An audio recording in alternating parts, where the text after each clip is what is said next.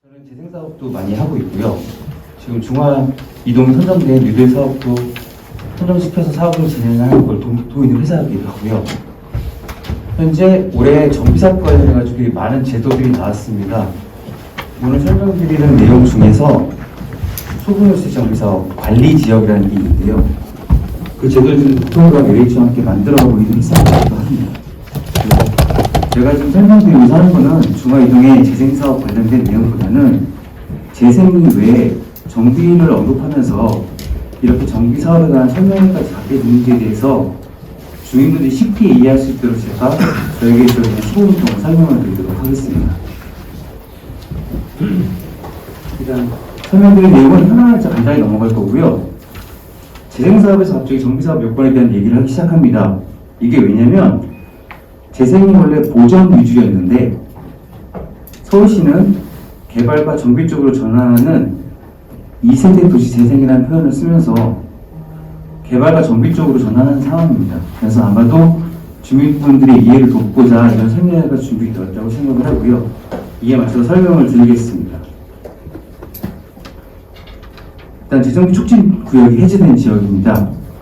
재정비 촉진 구역이 뭐냐면 재건축, 재개발하겠다고 묶어놨던 구역인데 그거 안 되고 계속 주거환경은 이제 쇠퇴되고 있었고요.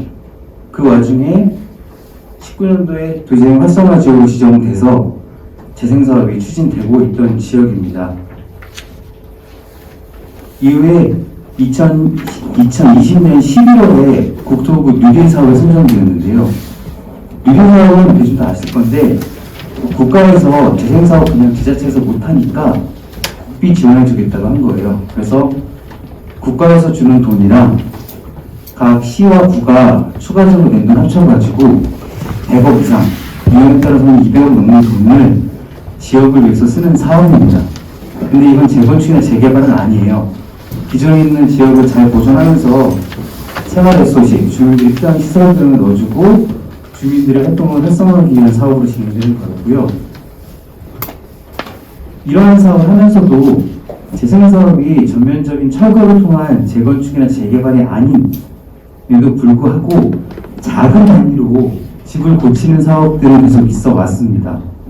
그래서 지금 여기 써있는 연봉부여를 받아가지고 가로주택 정비사업을 추진하는 곳이 6개소가 있다고 설명을 했는데 가로주택 정비사업 들으면 잘 모르시는 분들이 많을 거예요.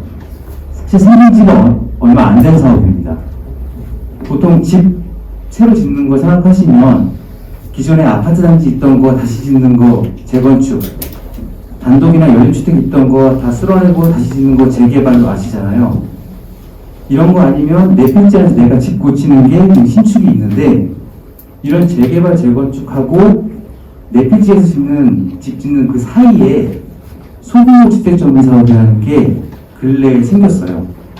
그래서 이게 어떤 차이점이 있냐면 재건축이나 재개발은 10,000제곱미터, 약 3,000평 이상 되는 땅에 대해서 하는 거고요. 그걸 하기 위해서는 이제 구역 지정이라는 것도 해야 되고 정비 계획이라는 걸 수립해가지고 기존에 있던 길들 다 없애면서 짓는 거기 때문에 그 길을 어떻게 지을 건지에 대해서 다 해야 돼요. 그럼 이 정비구역 지정하고 정비계획에 관해서 하는 절차가 한 5년 정도 걸립니다.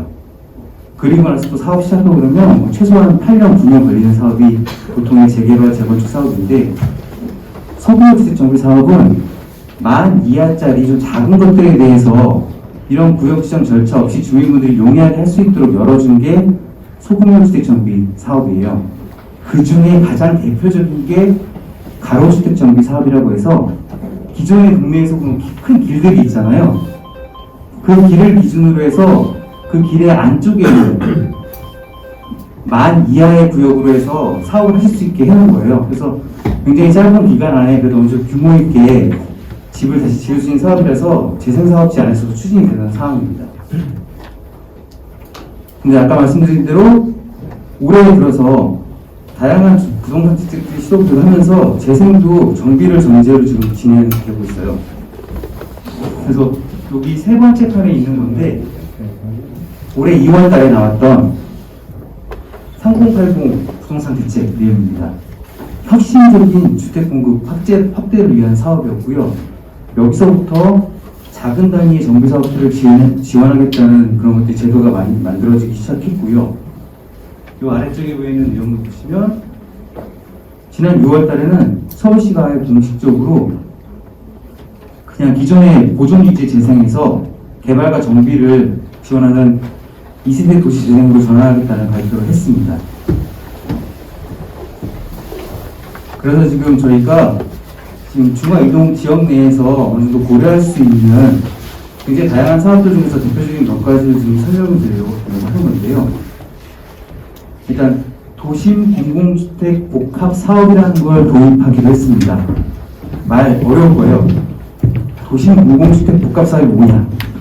공공주택이라는 게 대표적으로 어떤 거냐면요. 뭐 성남, 일산, 분당 같은 신도시 아시죠? 이런 신도시 만드는 사업이 공공주택지구 조성 사업입니다. 이런 신도시를 만드는 공공주택 사업을 도심 안에 있는 작은 지역에 대해서 공공이 해주겠다고 한 거고요. 주택공급 활성화 지구라고 해서 저층 주거지에 대해서 이런 공공이 공공주택을 만들어주고 주민들에게 돌려드리는 방식으로 사업을 하겠다고 하는 게 이 사업입니다. 이 사업이 공공이 추진해서 굉장히 많은 혜택이 있고 빨리 진행될 수 있는 반면에 공공이 민간의 것들을 다 해주는 것들은 좀 약간 특혜의 소지가 있는 거고 해서 이런 혁신적인 주택 공급을 위해서 한시적으로 운영되는 사업입니다. 그래서 3년 이후에는 이 사업은 유지가 안 될 거예요. 그리고 두 번째로 설명드리는 게 소규모 주택정비 관리 지역이라는 겁니다. 이거는 제가 말씀드린 소규모 주택 정비 사업 만 이하로 해서 구역 지정 관계없이 주민들이 좀 더 빠르게 하실 수 있는 정비 사업들을 하라고 법은 만들어놨지만 잘 안 되는 거예요. 왜냐하면 규모가 작고 하다 보니까 사업성이 잘 안 나와서 잘 못해요. 그리고 더 큰 차이가 뭐냐면 재개발이나 재건축은 이 사업 규모가 크기 때문에 건설회사가 초기에 와서 여러분들 집 이렇게 지어드릴 겁니다. 분담금 얼마 나와야 다 설명드릴 거예요. 근데 아까 처음에도 말씀드렸지만 공공이 주민분들을 지원하는 데 있어서 이렇게까지 다 뭐 설계도 해보고 사업성 따져보고 분담금 얼마입니다 하고 설명을 못 드려요. 그럼 주민분들 잘 추진이 안 되시잖아요. 그런 상황이 있다 보니까 정부에서는 소규모 주택 관리 지역이라는 거 만들어가지고요. 이런 작은 단위 정비 사업에 대해서도 더 혜택을 줘보겠다라고 한 거예요. 근데 그냥 줄 수는 없으니 관리 지역이라는 걸 만들어서 행정이 같이 계획을 수립해서 주민분들이 작은 단위 정비 사업도 하실 수 있게 하겠다라고 지금 만들어가고 있는 거고요. 요거에 대해서는 제가 뒤에서 다시 한 번 더 설명을 드리겠습니다. 그래서 기본적으로는 중화이동은 도시재생 활성화 지역이기 때문에 재생사업에 대해서 계속 언급을 했을 건데 앞으로는 이렇게 바뀝니다. 기존에는 재생 위주로만 다 해놨어요. 그러다 보니까 지역 내 정비사업에 대해서는 실제로 국비를 지원할 수도 없고 공공이 지원할 수도 없어서 원래 할 수 있었던 사람들은 정비를 했고요. 안 되는 사람들은 재생사업이 돼도 잘 안 됐는데 이제는 개발 정비를 지원하기 위한 것들을 다양하게 만들어서 지금 전환하고 있는 상황입니다. 자, 이 페이지는 제가 지금 설명드린 세 가지 사업의 그 대략적인 내용들을 보여드리는 거예요. 일단 재개발 사업 지금 현재 가능합니다. 어디서든 가능하죠. 요건만 갖추면 어떤 거냐면 만 이상으로 해가지고 돼야 되고요. 노후기간 건축물 기준이 3분의 2 이상 확보돼야 되고 그 외에도 이 아래쪽에 보이는 몇 가지 사항들에 대해서 충족을 하고 여기에 대해서 아까 말씀드린 정비구역 지정하고 다 해서 5년 이상의 시간이 걸려서 구역을 지정하고 나요 사업 추진이 됩니다. 기존은 재개발하고 재건축 사업이에요. 이거에 대해서는 공공이 참여하든지 공공이 인허가 기간을 줄여든지 하는 방식으로 지원해서 가는 게 있고요. 두 번째는 도심 공공주택 복합 사업. 아까 말씀드린 대로 공공이 들어와서 주택을 지어버리는 거예요. 가장 큰 건 예를 들어서 신도시 건설한다 그러면 수용이라는 거 들어보셨죠? 일단 민간이 가지면 다 수용하는 겁니다. 뺏는 거예요. 그러면 다 건설한 다음에 원래 살고 있던 사람들한테 분양권을 돌려주죠. 그런 방식으로 되는 거예요. 그러면 주민들이 일단 싫어하시죠. 왜냐?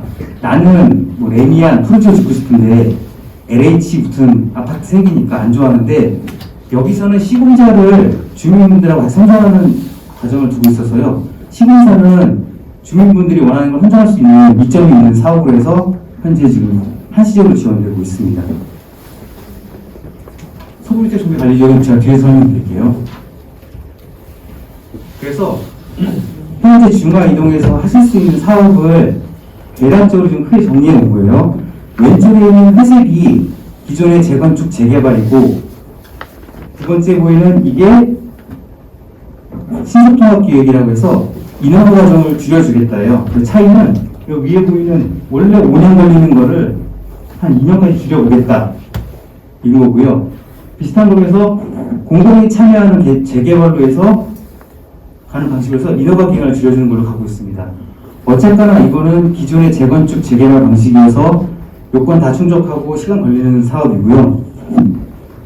계속 똑같은 말씀 드립니다. 공공이 수용해서 가는 거예요. 수용해서 가는 대신에 이거는 많은 혜택이 주어집니다. 기본적으로 용도지역을 올린다는 거 들어보셨죠? 층수도 높이고 더 많이 지어주게 해주는 거 할 때 기부 채납을 하게 되는데, 공공이 하는 만큼 좀 적은 수준에서 할 수 있게 해놓고 하는 것들이 많이 있습니다. 소규모주택 정비 관리 지역은 이것들과 기본적으로는 사업 방식이 달라요. 얘들은 구역 지정을 하는 거를 빠르게 해주겠다라고 해주는 거고요. 이건 구역 지정이라고 하는 거를 국토부가 도와서 공공이 빨리 해주겠다고 하는 거고, 이건 구역 지정이 없다입니다. 그러면 구역 지정이 없는 거야 뭐 면적이 작았으니까 라고 하실 텐데, 여기서 좋아지는 게 뒤에서 계속 말씀드릴 건데, 가로주택 정비 사업이라는 사업을 제가 재건축 재개발과 소규모주택 정비 사업의 경계선이 10,000제곱미터라고 말씀드리고 있었어요. 근데 이 관리지역을 지정하게 되면 가로주택 정비 사업을 원래는 10,000까지밖에 안 되는데 20,000까지 수주할 수 있는 여지가 열리고요.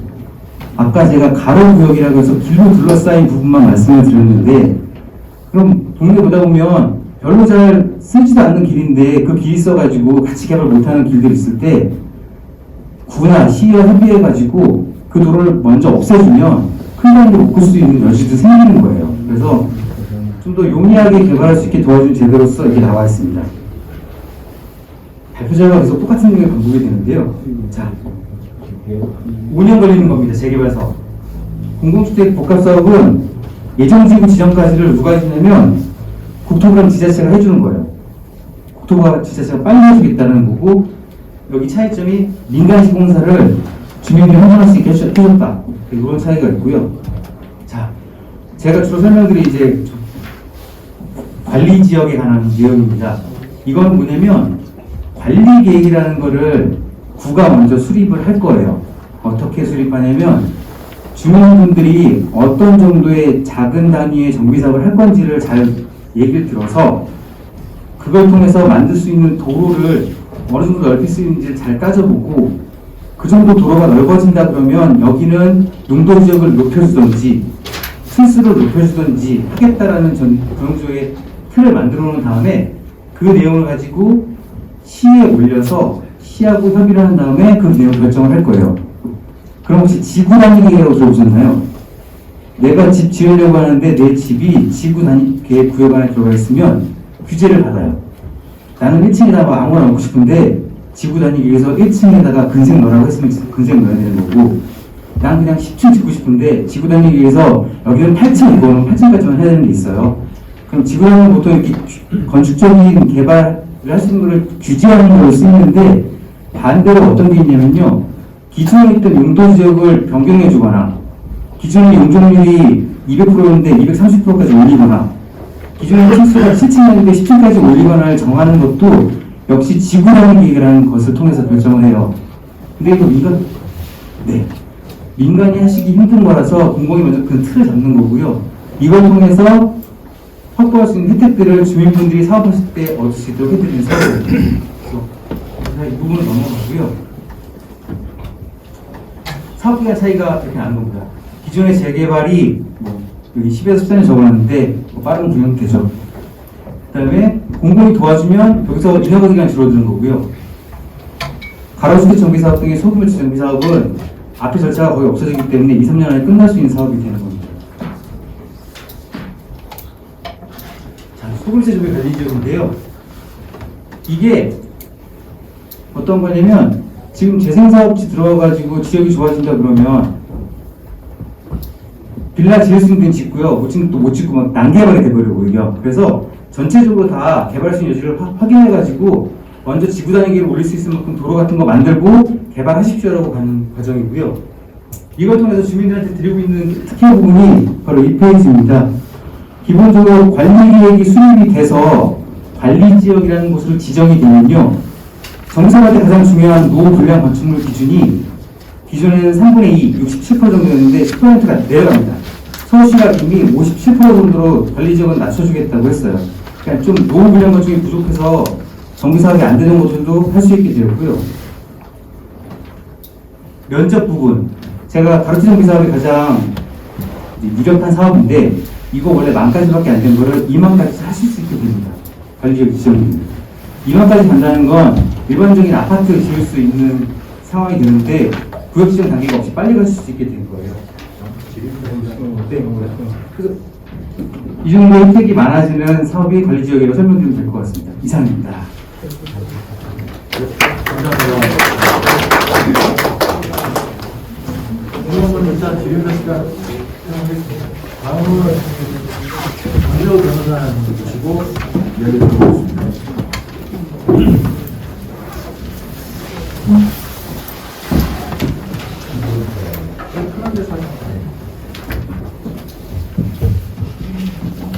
네, 안녕하세요. 저는 법무부 센트로의 권재호 변호사입니다. 인사드려서 반갑습니다. 이걸로 되는 거입니다. 네, 이걸로 할게요. 좀 편하게. 이것도 한번 써보고 했어야 되는데, 이제 되려나 모르겠어요. 자, 제가 이제 소규모 정비 사업 부분을 이제 개관을 맡게 되는데요. 소규모 정비 사업 부분에 있어서, 우리가 뭐, 중앙이동 도시재생 활성화 지역이라는 것을 사실 잘 몰랐어요. 저는 중앙이동에 저는 대한민국에서 이제 도시정비 쪽으로 이제 활발하게 활동을 하고 모든 도시정비에 관한 정책을 짜고 이런 사람은 아닙니다만 도시정비 쪽에서 재개발 재건축이 어떤 거고 그리고 재개발 재건축 내에서 요건들이 뭐 그리고 재개발 재건축 속에서 요건들이 잘못됐는지 잘 됐는지 이런 것들을 판단하고 그것들이 잘못됐으면 잘 되게 바로 잡아주고 아니면 잘 된 건데 이제 잘못됐으면 그거를 이제 잘 된 거라고 얘기를 대변해주는 그런 사람입니다. 사실 이제 변호사가 하는 역할이 그런 역할이죠. 제가 오늘 강의를 하고자 하는 부분은 재개발 재건축의 기초적 이해, 그러니까 재개발이 뭐고 재건축이 뭐냐 여기 다 아시는 분들도 있으실 거고 그리고 아니면 나 재개발이랑 재건축도 잘 구분 못하겠어 뭐지? 이렇게 하시는 분들도 있을 겁니다. 그런 부분들에 대해서 우리의 이제 알매 어느 정도의 이제 수준이 어느 정도인지 제가 이제 가늠이 안 되니까 도시정비 사업에 대해서 전반적으로 한번 개관을 하는 시간을 가져보고요. 요즘에 이제 일반적인 재개발 재건축 말고 이 소규모 정비 사업이라는 부분이 있습니다. 예전에는 이제 구역을 딱 지정해가지고 크게 갔는데 요새는 좀 작게 조금씩 하자 이런 부분들이 사실 예전부터도 있었지만 조금 더 그 절차와 요건들을 완화를 해서 아주 신속하게 갈 수 있도록 하는 부분들이 이제 소규모 정비 사업을 통해서 이제 신설이 되었습니다. 그럼 소규모 정비 사업의 특징은 뭐냐? 이런 부분들이 사실 오늘 강의를 할 수 있을지 모르겠어요. 지금 30분밖에 안 돼서 할 수 있는 만큼은 뭐 최대한 설명을 다 해보도록 하겠습니다. 그리고 마지막으로 이게 요즘에 최근에 나온 이제 신설된 법이라서 제가 넣을까 말까 고민을 했는데 이 도심 공공주택 복합 사업이 공공주택법안이 이제 새롭게 제정이 됐습니다. 어떤 가볍게 한번 붙어보고 넘어가 보도록 하겠습니다. 제 설명이 이제 넘어갈게요. 자, 정비사업은 뭐냐?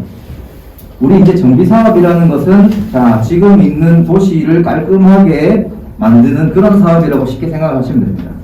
현재 도시 기능을 회복하기 위해서 정비구역에서 정비기반시설을 설치하거나 정비기반시설이라는 것은 뭐 도로라든가 상하수도 그리고 여러가지 공공적인 공원 뭐 이런 부분들을 말하는 겁니다.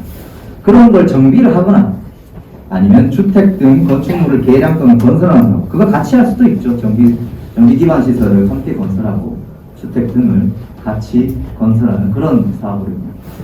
이 도시정비법에서는 주거환경 개선 사업과 재개발 사업 그리고 재건축 사업 이렇게 구별을 하고 있고요. 소규모 정비 사업에서는 빈집 정비 사업과 소규모 주택 정비 사업으로 구별을 해두고 있습니다. 다음 도대체 정비 사업의 특징이 어떤 것이냐? 세 가지로 일단 분류를 할 수 있는데요. 자, 먼저 정비 사업은 이 기업이 아니라 주민이 주가 되는 사업입니다. 자, 이게 무슨 말이냐? 어떤 도시를 개발하는 과정에 있어서 택지만 있고 그 택지 위에 아무런 건축물이 없고 그냥 나대지는 그 나대지를 수용해가지고 LH 같은 공기업에서 기업이 주가 돼서 거기에 아파트를 신설해서 분양만 잘하면 됩니다. 그런데 그 택지에 지금 신규 택지를 써야 되는데 거기에 많은 무수한 건축물들이 기존 건축물들이 많이 있습니다. 그럼 어떻게 되느냐? 기존에 있던 사람들이 그 사업을 진행하는 게 어떻게 보면 좀 더 타당하겠죠. 재산권이나 이런 측면에서 비춰봐서. 그렇기 때문에 우리 정비사업은 기업이 주가 되지 말고 거기 있는 원주민들이 주가 되라 이런 차원에서 이제 조합원들이 자발적인 의사로 추진위원회 만들고 조합 만들고 조합에서 사업 시행자 돼가지고 아파트를 건설해라 이런 식으로 하는 게 이 도시정비법의 아주 큰 특징입니다. 자, 두 번째 큰 특징은 이제 기존 건축물을 철거한다는 데 있어요. 자, 아까 말씀드렸듯이 신규 택지를 나대지를 공급을 해가지고 아파트를 건설하게 되면 그 나대지 땅만 수용하는 문제가 남지 뭐 나대지에 있는 사람들을 사는 사람들을 이렇게 연구하고 이런 건 큰 문제는 안 됩니다. 자, 그런데 기존 건축물을 철거하는 그 건축물들이 많이 있으면 기존 건축물들은 삶의 터전인 경우가 많아요. 그러다 보니까 나가는 과정에서 내가 여기 살아야 되는데 내가 여기서 장사해야 되는데 아니면 내 가진 재산이 하나밖에 없는데 이러는 과정에서 수많은 분쟁이 일어나게 됩니다. 그러면서 토지 수용과 현금 청산 등 아주 복잡한 문제가 발생을 하게 되죠. 자, 그러다 보니까 어떻게 되느냐? 법에 의할 수밖에 없습니다. 우리 어떤 기업이 사업을 할 때는 모든 걸 법에 의하지는 않습니다. 상법이라든가 민법이 있지만 뭐 계약은 자유롭게 체결할 수 있기 때문이죠. 근데 도시정비법은 많은 부분을 다 법으로 강제하도록 하고 있어요. 계약 체결 하나부터 정보 공개하는 거 하나까지 전부 다 도시정비법에 세세하게 규정이 대부분 많이 있는데도 아직 많이 없어서 저희가 못 법할 수가 있죠. 근데 이제 A부터 Z까지 법에 의한 사업이다. 사업의 시작부터 조직을 어떻게 구성하는지 그리고 사업 시행의 방법과 사업 시행의 내용 뭐 완료 청산 그 부분까지 끝까지 법이 규율하는 그런 사업이다. 이렇게 세 가지 특징을 잡고 가시면 될 것 같습니다. 자, 우리 정비사업의 법률 현행을 한번 쭉 보면요. 이게 옛날부터 정비사업, 그러니까 건물을, 기존 건축물을 철거해서 새로운 아파트를 짓는 사업들은 옛날에도 있었어요. 집합건물법에도 있었고요. 주택건설 촉진법이라고 이제 재건축을 좀 더 쉽게 해주는 그런 법도 있었고. 그리고 아주 달동네나 이런 부분들을 개발하기 위한 도시 재개발법도 있었고. 그리고 이제 정말 지금 심각한 동네들은 이제 주거환경 개선 사업을 할 때 많이는 없었습니다. 자, 그런데 어차피 핵심은 기존 건축물을 철거를 해서 새로운 아파트를 짓는 게 핵심입니다. 그러다 보니까 왜 법들이 이렇게 나눠져 있고 그 절차가 전부 다 다르지? 하는 의문점에서 출발해서 만들어진 결과가 바로 2002년 12월 30일 제정된 도시정비법입니다. 재건축 사업, 재개발 사업, 도시환경정비 사업, 주거환경개선 사업을 통합을 해서 규정을 하게 되면서요. 이 재개발과 재건축이 옛날에는 완전히 판이한 절차에서 진행이 됐었는데 지금은 계략적으로는 얼추 비슷한 절차에서 진행이 되도록 하고 있습니다. 근데 저렇게 이제 재개발 재건축하고 뉴타운 만들어서 하다가 보니까 이제 좀 작게 할 수는 없을까라는, 작게 하면 좀 더 쉽게 만들어주자, 너무 많은 규제를 했다, 우리가 조금 완화를 해주자 하는 차원에서 나온 게 바로 인지 및 소규모 재건축법으로 보시면 됩니다. 소규모 주택정비사업이라고 생각하시면 됩니다. 자, 그럼 이제 우리 일반적인 재개발 재건축에서 제일 많이 알려진 재개발과 재건축을 한번 설명을 드릴게요. 이 재개발 사업은요, 쉽게 얘기하면 달동네에서 이루어지는 사업을 의미합니다. 물론 뭐 한남, 상고 이런 데들이 달동네라고 하기 좀 그런데 어쨌든 기본적으로 개념은 달동네에서 이루어지는 사업이 재개발 사업이다. 이렇게 생각하시면 됩니다.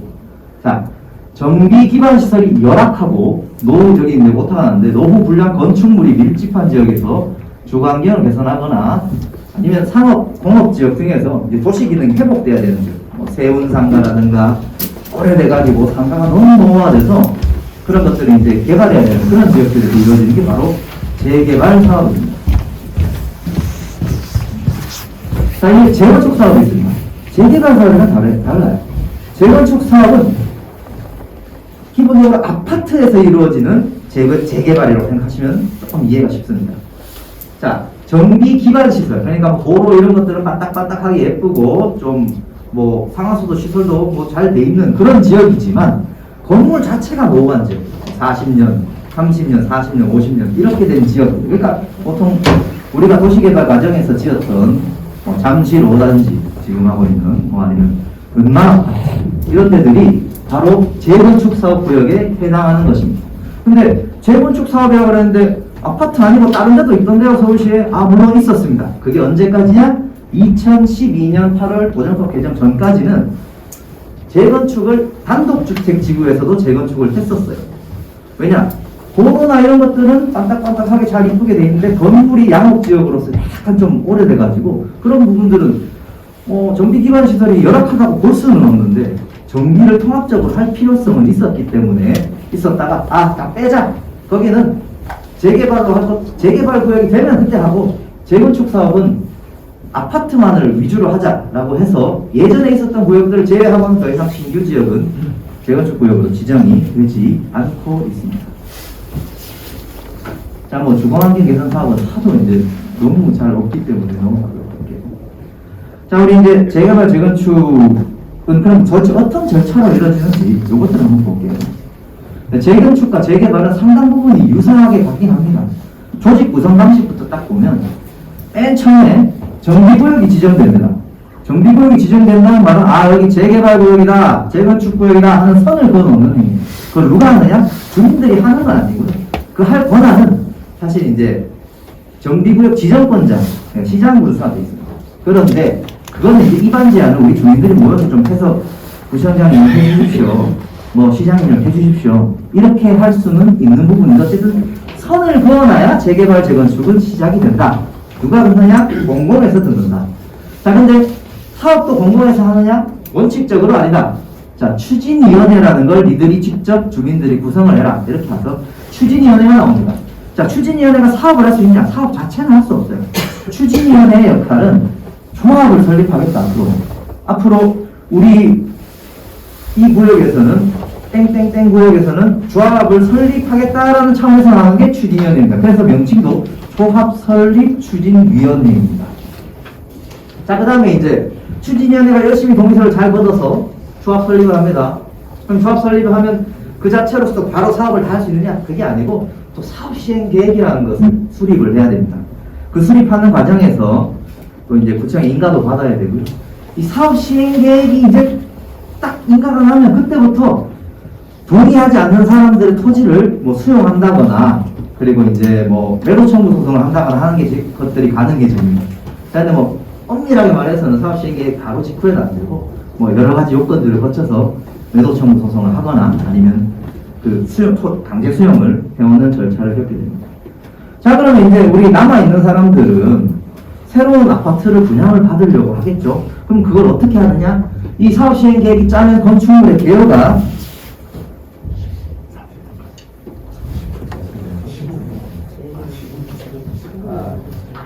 이렇게 짧을 줄 몰랐네요. 오늘 제가 정말 기본적인 내용만 하고 넘어가야 될 것 같습니다. 자, 그 분양 신청을 하고 분양 신청이 나오게 되면 관리처분 계획이 나오게 됩니다. 그러면 관리처분 계획이라는 뭐냐?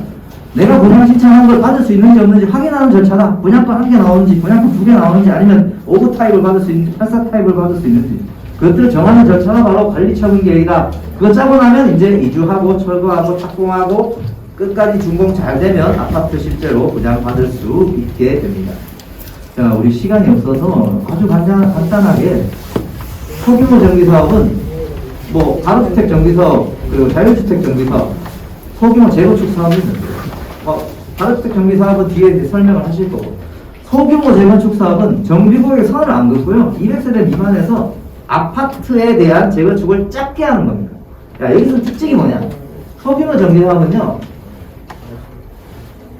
그 정비구역이 지정이 안 돼도 돼요. 정비구역 지정 안 돼도 되고, 우리들끼리 재건축하겠다 해가지고 조합 설립 동의서 다 받아놓은 다음에 조합 설립 받으면 됩니다. 자, 그렇게 해서 기간이 여러 가지로 단축이 되고 절차가 완화가 되어 있습니다. 이것들을 다 설명드리고 싶은데 시간이 너무 모자랍니다. 자, 그리고 여러 가지가 있는데, 이제 도심 공공주택 복합사업도 한번 간략하게 보도록 할게요. 이 도심 공공주택 복합사업은 아까 이제 어반플랫폼 소장님께서 설명을 좀 해주셨는데, 이게 이제 도심 내 역세권이나 중공업지역이나 뭐 이런 데서 우리가 주가 되는 게 아니고, 이거는 이제 기업이 주가 되고 이런 사업인데, 사실은 이제 기업이 주가 되면서도 시공자나 이런 것들은 우리가 추천을 한 시공자를 선정하도록 하고 있기 때문에 여러 가지로 사업 뭐 이런 것들이 완화가 돼 있긴 한데, 이것들에 대해서는 실제로 현재 뭐 아파트가 이걸 통해서 지어지는 사례가 없기 때문에 저도 뭐 설명드릴 거 많이 없고. 자, 이것도 분양권이 있습니다.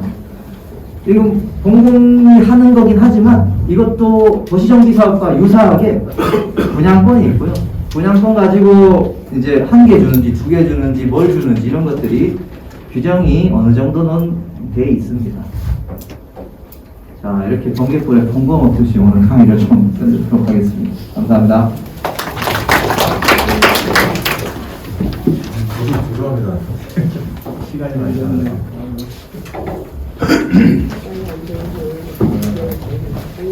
말씀드렸고요. 세 번째는 가로주택 정비 사업에 대해서 말씀을 해주실 거예요.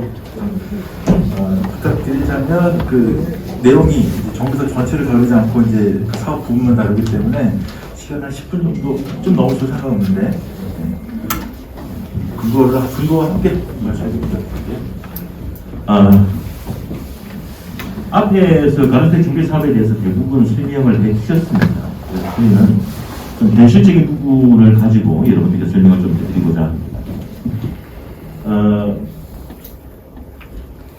현재 저희 중화역 구역에는 총 5개 구역 정도가 가로주택 정비 사업을 시행을 하고 있습니다. 3개 구역은 1구역, 2구역, 5구역 같은 경우에는 이미 관계청에 조합 설립인가 신청이 들어가 있습니다. 청계청에도 마치고, 그리고 2구역과 1구역의 경우에는 아마 12월 초 정도에 조합 설립인가를 준비를 하고 있습니다. 따라서 조금 법령과는 다르게 현실적인 부분을 가지고 여러분께 설명을 드리고자 합니다.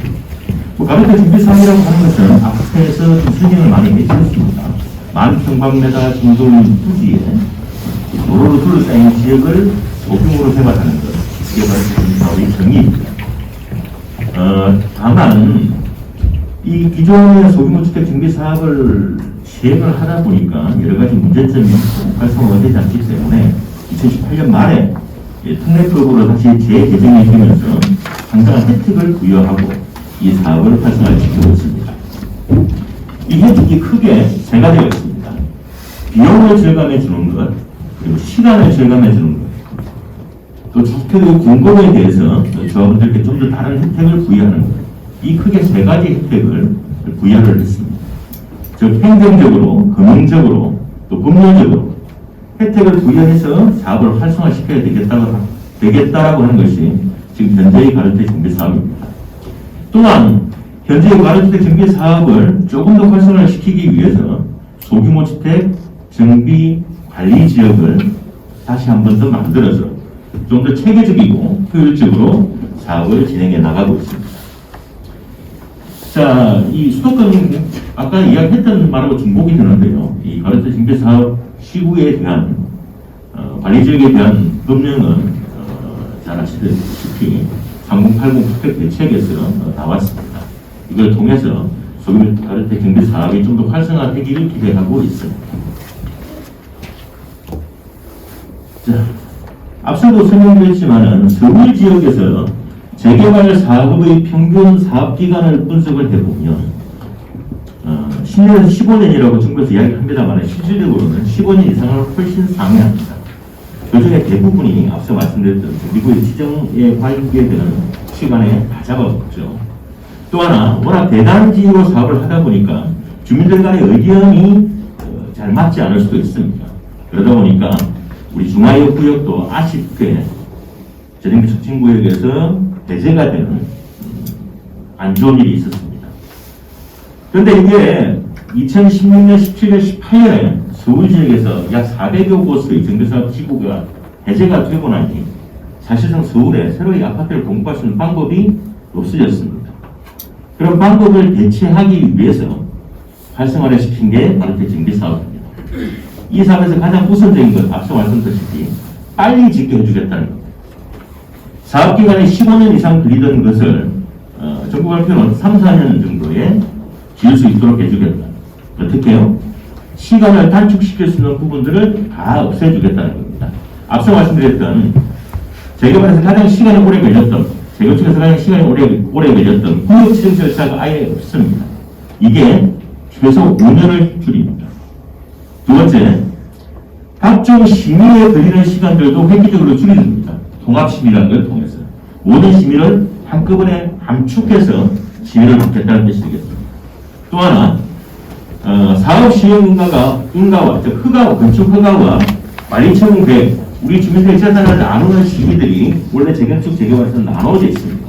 이것도 통합해서 일을 진행하도록 만들어줍니다. 이걸 통해서 평균 3, 4년 안에 이 사업이 완료될 수 있도록 해주겠다라고 합니다.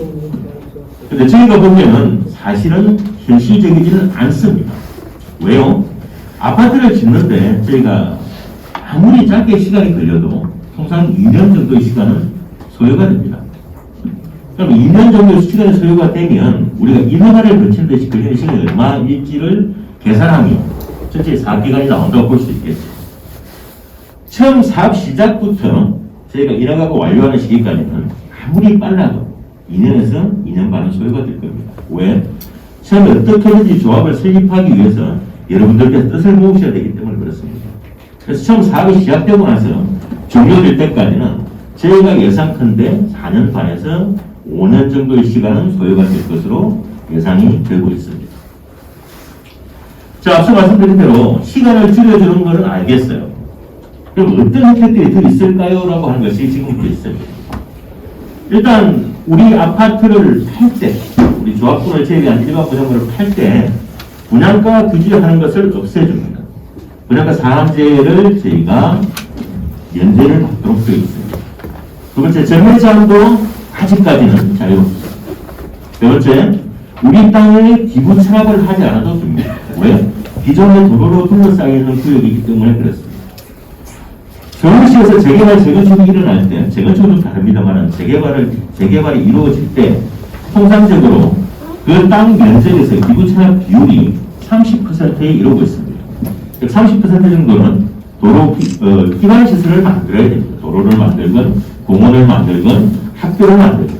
이런 식으로 약 30% 정도의 기부 찬압이 일어나는데, 다른 정비사업은 이 부분을 없애주겠다는 것이 혜택이 되겠습니다. 또 하나, 나머지 부분은 매도 청구 같은 것들도 자연스럽게 일어나죠. 제일 논란이 되고 있는 게 이 3주택 분양까지의 문제입니다. 법에서는 3주택까지 분양을 할 수 있도록 규정을 하고 있죠. 다만 3주택을 받기 위한 법적인 기준들은 마련이 되어 있습니다. 내 재산 가치가 워낙 높아서 우리 조합에서 분양하는 아파트 전체 가격이 되면 그때 3주택을 받을 수 있습니다. 또 두 번째,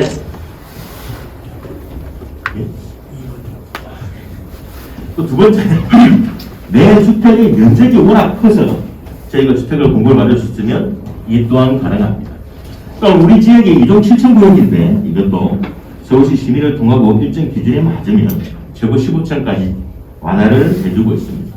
이렇듯 기본적으로 불리한 조건에 있는 지역을 좀 혜택을 주어서 개발이 가능해지게 만드는 것, 이것이 가로세 정비사업의 가장 큰 장점입니다. 다만 가로세 정비사업은 분명히 단점도 가지고 있습니다.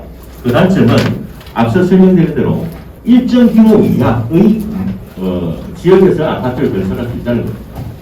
그런 단점들을 분명히 가지고 있고, 그런 단점으로 인해서 나 홀로 아파트처럼 보일 수 있습니다. 그래서 그런 부분들을 좀 희석하고 해소하기 위해서 소규모 주택 정비 관리 지역을 통해서 면적을 키운다거나 또 아니면 연접 개발을 통해서 우리 지역 아파트가 좀 대단지 아파트처럼 개발될 수 있게끔 현실적으로 대안들을 가지고 만들어가고 있습니다. 따라서 저희 5개 구역들도 소규모 주택 관리 지역으로 지정이 되면 여러분들이 원하시는 정도의 규모로 개발이 될 수 있을 것으로 보여지기 때문에 앞서 말씀하신 부분들과 더불어서 여러분들이 사업이 보다 좀 빠르게 진행될 수 있기를 바라겠습니다. 뒤쪽에 Q&A는 질의응답 시간에 저희가 다시 한 번 더 설명을 드리도록 하고요. 긴 시간 설명 드려주셔서 대단히 감사합니다.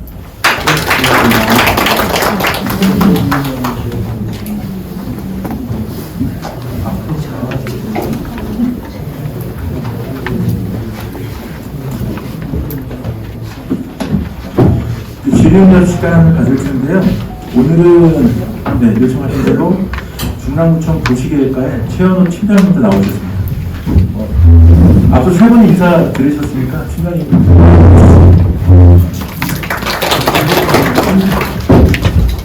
제가 대신 짧게 소개해드릴게요. 팀장님은 공무원생활 계속 하시면서 재개발, 재건축, 도시정비 관련해서는 전문가라고 보셔도 된다고 합니다. 그러면은 서두에 설명드렸듯이 사전의 질문들 좀 뽑아서 관계되시는 패널분께 제가 질문을 드리겠습니다. 먼저 이제 설명 양의 순서대로 공공재개발 및 도시개발, 주택개발이고요. 그건 뒤에 좀 빼고 시간이 없으니 좀 빨리 진행을 하겠습니다. 첫 번째, 두 번째 페이지를 보시면 되는데요. 현재 저희 동네 중앙 2구역 동네에서 이제 가로지정비가 추진되고 있고 말씀하신 대로 총 5개 구역 중에 3개 구역이 청약총회를 거쳐서 조합 설립 신청을 한 단계예요. 이 단계는 정확히 팀장이 맞죠?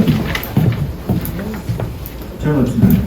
5개 구역 중에 3개 구역이 신청한 단계. 알겠죠? 네. 그러면 이제 조합 설립 신청, 조합 설립 승인 전후로 나눌 텐데요. 이 지역에서 어떤 공공인이 민간인이 재개발 행위가 가능한지 물어보시는 분들 많으셨어요. 그 팀장님 답변 가능하셨죠?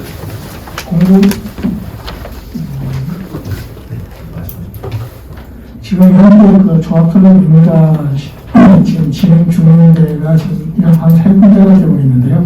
지금 가로주택 정비 사업이 진행 중인 것과 이 공공 재개발을 진행 중인 것은 전혀 다른 상황으로 보고 있습니다. 그래서 이게 그 진행 중인 설사 조합이 구성이 되어 있다 하더라도 재개발 그 조합 신청은 가능할 것으로 보입니다. 다만 서울시에서 재개발 조합이 구성이 되어 있을 경우에는 아마 선거시에 설명을 해주지 않을 것으로 아마 사료가 됩니다. 그 서울시에서도 지금 그 쉽게 말해서 공모되는 지역이 많기 때문에 저희가 사전에 좀 그거야 여러분들 좀 알아보고 있는데요. 기존의 조합이 구성이 되어 있는 데는 선정되기가 어렵다. 다만 신청 자체는 불가능하지는 않다.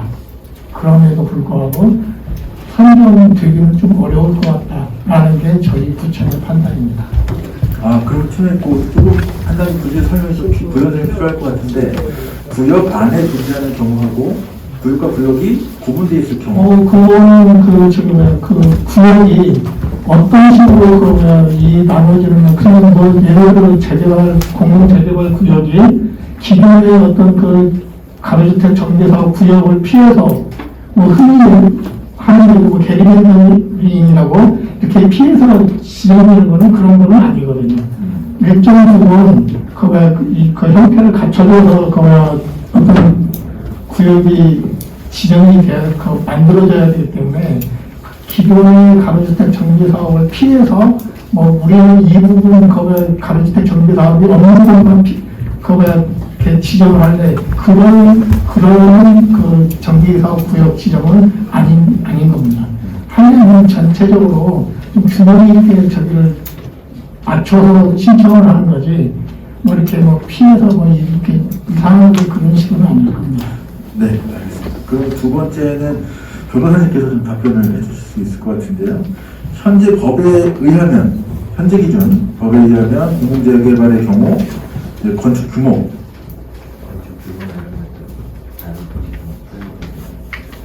예. 이건 지금 현재 기준으로 답변이 좀 곤란한 경우 같아요. 그 팀장님 가능하실까요? 2번이요, 2번. 네. 네, 팀장님 맞습니다. 지금 그 예상 시기 중에 들어가야 되는 뭐 일대일과 아니면 공공재개발 그거는 저희가 나중에 서면으로 좀 LH나 뭐 SH 자문을 받아서 답변을 드릴게요. 그러면 그 공공재개발의 경우 3번인데요. 자료가 없으시네. 그러면 서울시 신속통합계획 민간재개발하고 공공재개발이 있는데 두 가지를 좀 비교 설명을 해줬으면 하는 주민 물음이 있었어요. 요거는 이것도 역시 변호사님께서 답변이 좀 곤란하실까요? 신속통합계획은 사실 이제 뭐 저도 마이크를 대고 말씀하십시오.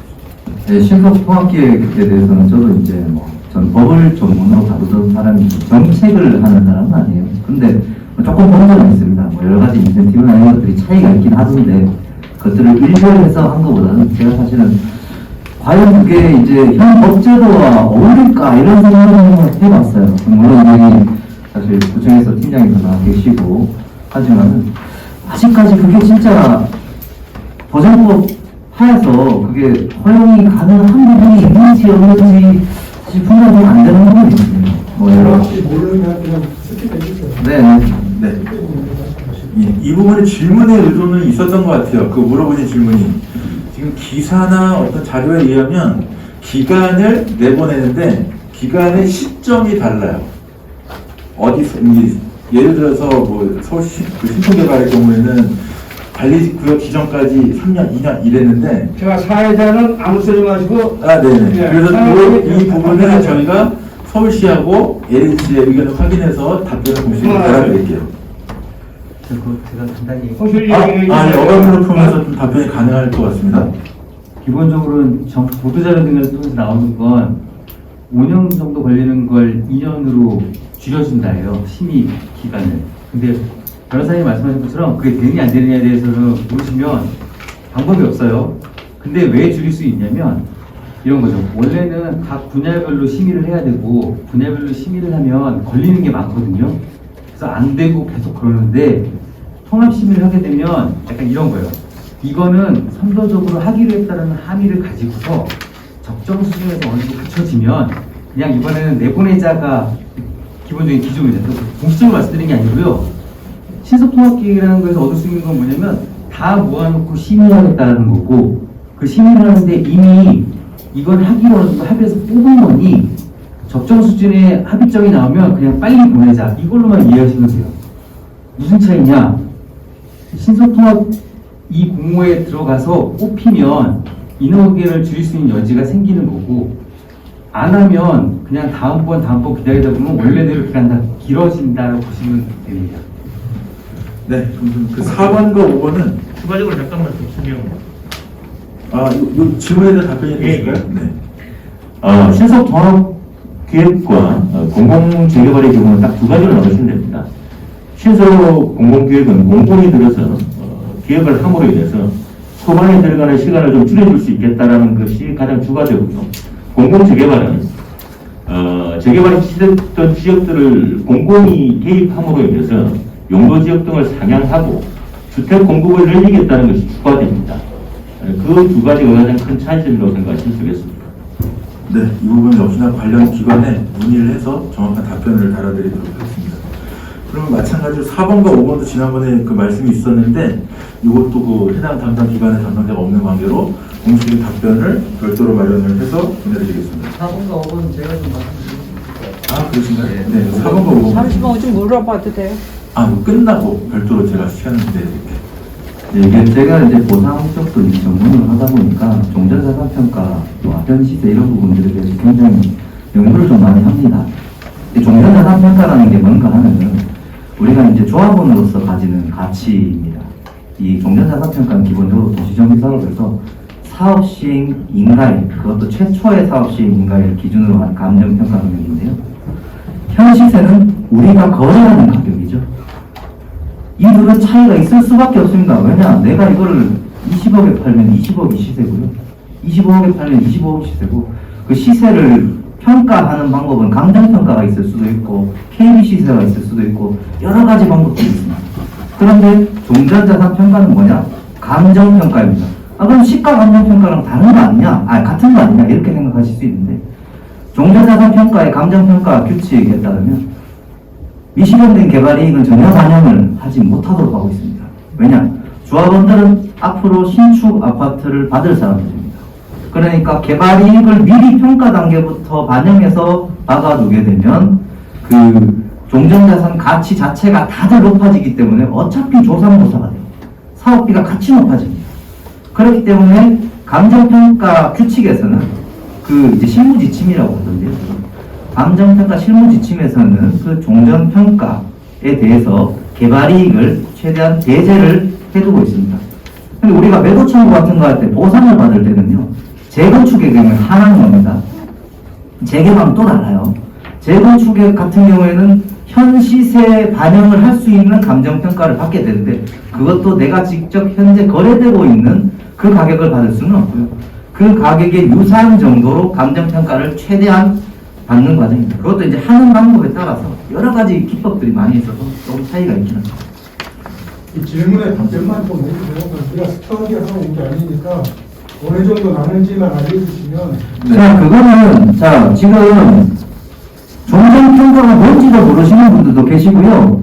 현 시세가 뭔지도 모르고 계시는 분들도 하지 계세요. 말고 좀 스킵 자, 네. 네, 알겠습니다. 네, 사회자가 진행하겠습니다. 네, 오늘 질문들은 다 답변이 가능하진 않을 거예요. 그 다음 10주 화요일에 감정평가사분이 또 강사분으로 오실 거예요. 그때 이제 보상이나 평가에 대한 얘기는 자세히 들을 수 있을 것 같고요. 그럼 보상 기준과 산정 방식, 이 부분도 오늘 답변이 좀 어려울 것 같으네요. 그럼 7번은 그 답변이 가능하실 것 같아요. 저희 윗동네 중앙 1구역도 지금 이제 1조건의 문제로 설계가 변경이 돼서 어떤 뭐 이렇게 분쟁 사례가 생기고 있어요. 그리고 오늘 낮에 주민이 이제 의견을 주신 것 중에 공사비가 많이 올랐다는 거예요. 공사비가 현재 기준으로. 그런 경우에도 이제 사업비 자체가 올라가는데, 만약에 그런저런 이유로 이제 조합원 분담금이 늘어난다라고 한다면 추가 분담금이라고 하는데, 그럴 경우에는 그 부담의 주체는 누가 될까요? 변호사님 설명 가능하시지 않을까요? 자, 이것도 이제 말씀을 드려야 되는데, 이것도 절차를 말씀을 드려야 돼요. 뭐, 누가 부담하느냐? 이러면 제가 답변을 결론을 딱 하면 됩니다. 조합이 부담합니다. 자, 이 시공, 제가 이제 뭐, 여러분들한테 뭐, 화를 내거나 이런 게 아니고, 그냥 이제 말투가 이런 거니까 양해를 해주시고, 오늘 저는 이제 강의를 하러 온 사람이니까 좀 양해를 해주세요. 자, 추가 분담금이 발생한 경우에는 기본적으로 그 사업비를 확정하는 관리처분계획 변경 절차를 진행해야 됩니다. 그 변경 절차를 진행함에 있어서 조합원들의 총회 의결을 통해서 그것을 가결할지 부결할지 결정하게 됩니다. 그런데 이제 결국 공사비가 증가한다는 것은 그 공사 시공자와의 도급계약 속에서 그 금액이 이미 결정이 되어 있기 때문에 그 관리처분 계획을 부결한다 그래도 사실은 그 금액은 결국 조합이 부담해야 되는 금액이긴 합니다. 어쨌든 최종적으로 행정적 법적 절차는 관리처분 계획을 변경해서 조합이 부담하면 최종적으로는 조합원들이 그 조합의 추가 분담금을 납부하는 그런 형태로 가게 됩니다. 네, 고맙습니다. 그 8번에 이제 이주 지원 대책과 상인의 영업 보상도 관심이 많으시더라고요. 그리고 집주인의 경우 세입자를 갖고 있는 전세 보증금을 지급해줘야 되잖아요. 어떤 사업이 진행되면 그때 대출해주는 제도가 있는지 물으셨는데, 이 부분은 변호사님이 답변 가능하실까요? 네, 간단하게 좀. 이게 이제 조합원들과 이제 조합원이 아닌 청산자분들이 많이 나뉘게 되는데요. 이 이주 지원 영업 보상 대책은 이제 나가는 재개발 구역에서 나가는 현금 청산자들이나 이 세입자들 같은 경우는 법적으로 일정 부분 보장되는 차원이 있습니다. 재건축 같은 경우에는 제도적으로 이런 부분들이 없어요. 그렇기 때문에 헌법재판소에서 결정도 한번 나섰는데 결국은 재건축은 지원 안 해도 된다라는 게 헌법재판소 결정입니다.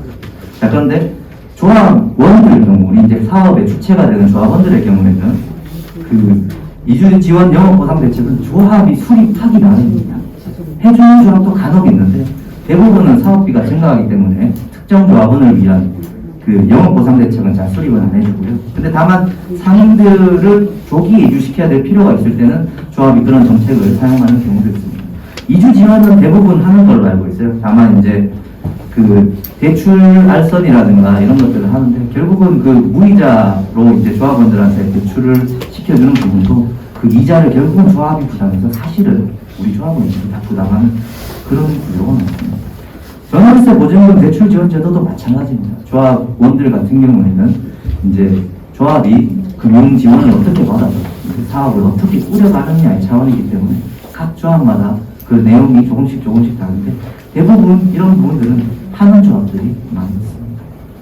네, 고맙습니다. 지금까지는 주로 이제 공공재개발 영역에서 이제 답변이 주로 이루어졌었는데, 그럼 이제 두 번째로 관심사항이 가로채 쪽에서부터 많이 있으시더라고요.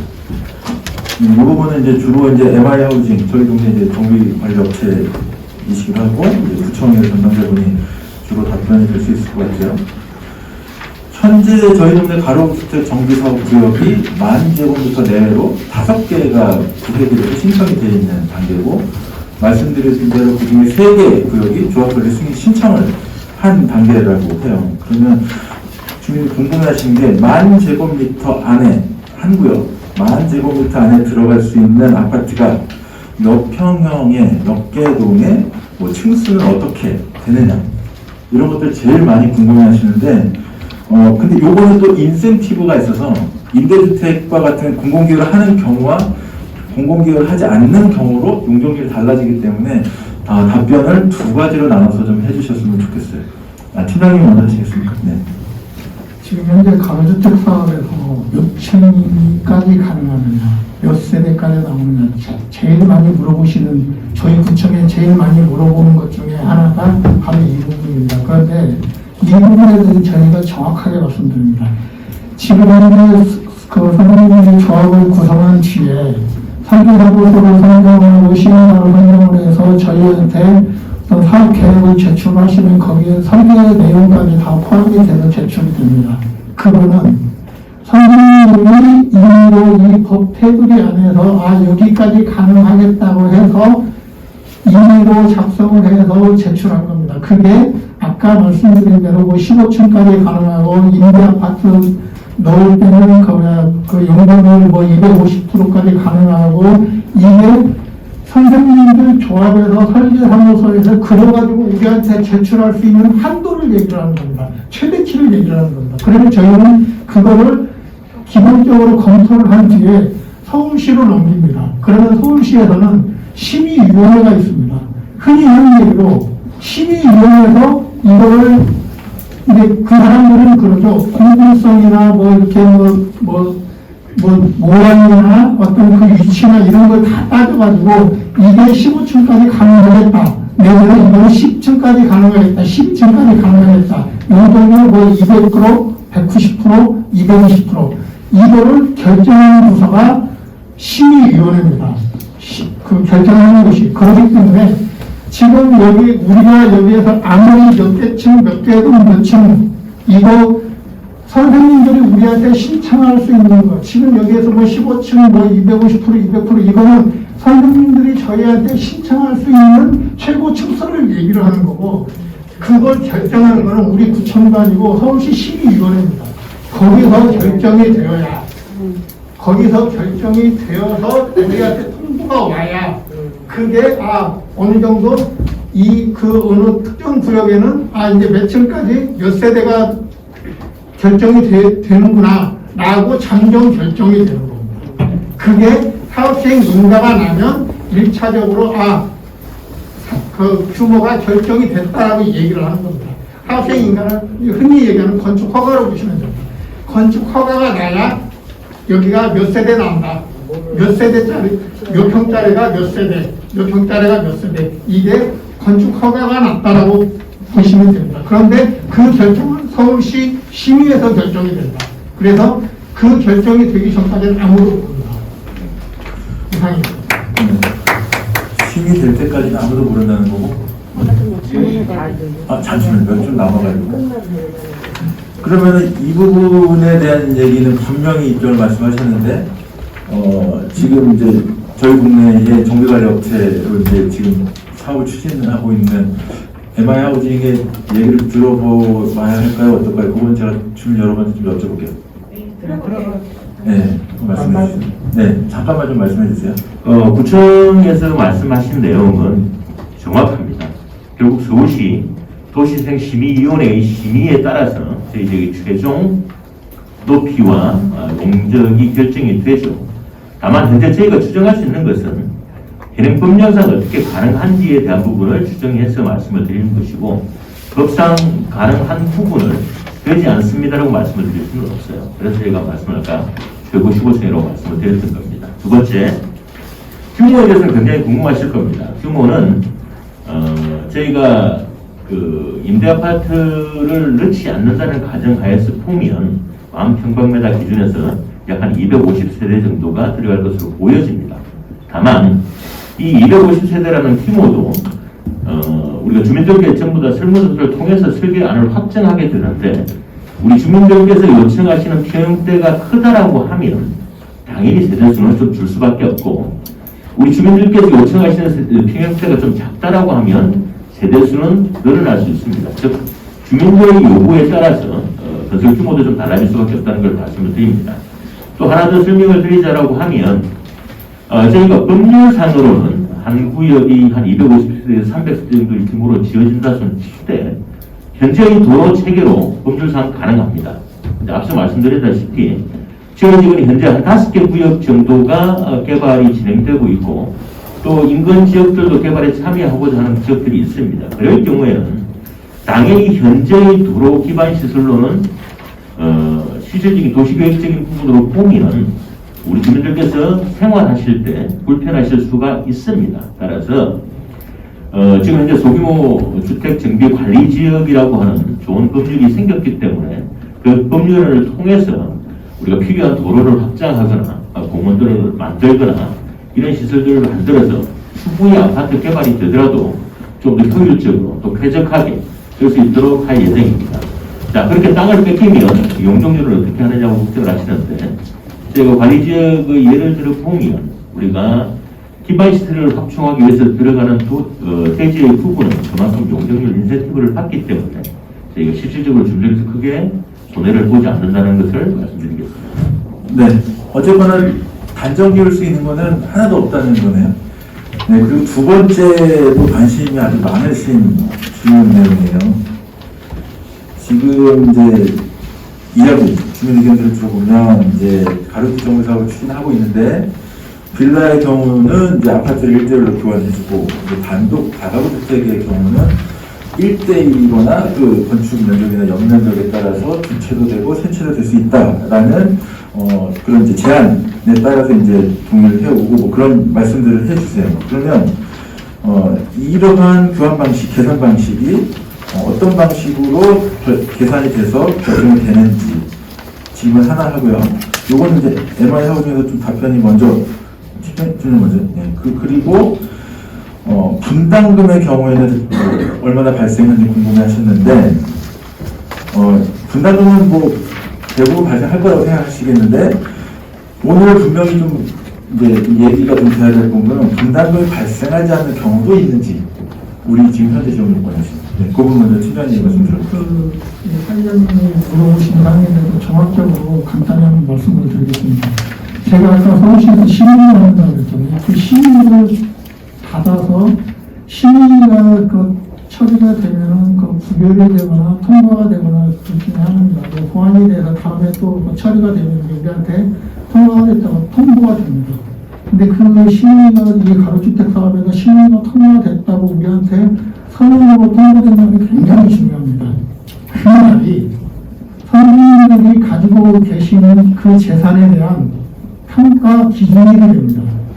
흔히 얘기하는 대로 종적평가라고 하죠. 그 선생님들이 가지고 있는 재산을 감정평가사들이 평가를 하는 기준이 됩니다. 그날 기준으로 선생님 재산을 평가를 하는데, 그때 선생님 재산이 뭐 다세대 주택이 얼마, 뭐 단독주택이 얼마 하는데 각각의 금액마다 다 틀릴 거 아닙니까? 그걸 조합해서 평가하는 것도 아니고 구청에서 평가하는 것도 아니고 다만 감정평가사는 구청에서 아마 지정을 할 겁니다. 지정을 해서 돈은 선생님들이 돈으로 낼 겁니다. 그래서 그 평가한 금액과 나중에 공동주택을 지었을 때, 그러니까 그 심의를 통해서 규모가 어느 정도 나와서 그 건축허가 사업시 문제가 되면 그 규모가 결정이 될 거 아닙니까? 그 건물이 공동주택이 지어졌을 때, 그 지어져서 준공이 났을 때 그 금액, 그게 이제 종목평가라고 하는데요. 그 종목평가, 선생님 지금 건물의 평가 금액, 나중에 건물 아파트의 평가 금액, 그 차이를 다 따집니다. 그래서 플러스 마이너스 공사비까지 다 합쳐서 플러스 마이너스 제로를 만드는 게 관리처분이라고 합니다. 이 관리처분을 하는 게 이제 선생님들 분담금이 얼마를 내고, 만일에 사업이 이익이 되면 이제 예를 들어 내 돈이 2억이 평가 금액이 나왔으면 2억 5천을 그게 평가를 받는 거고, 내가 좀 이 사업이 좀 모자란다 하면 내 돈이 2억인데 좀 더 내야 된다 하면 분담금을 5천만 원을 더 내서 저기를 하는 거고, 그런 식으로 이제 그 분담금을 계산을 하는데요. 중요한 거는 지금 이 상태에서 그 빌라 하나당 아파트 한 채, 아파트 하나가 몇 평짜리인데, 지금 이 시점에서는 몇 평짜리 결정도 안 돼 있고요. 허가 지금 기준도 없고요. 아무것도 없습니다. 그리고 선생님들 지금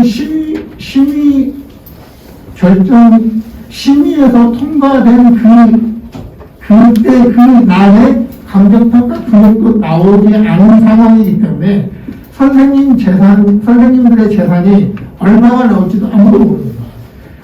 기존의 선생님들 재산이 얼마나 될지도 아무도 모르는 상태에서 기존의 그 아파트가 그 선생님들 땅에 아파트가 지어졌을 때 그 아파트 금액도 얼마일지도 모르는 상태에서 분담금이 얼마가 될 거냐, 그건 모르는 거죠.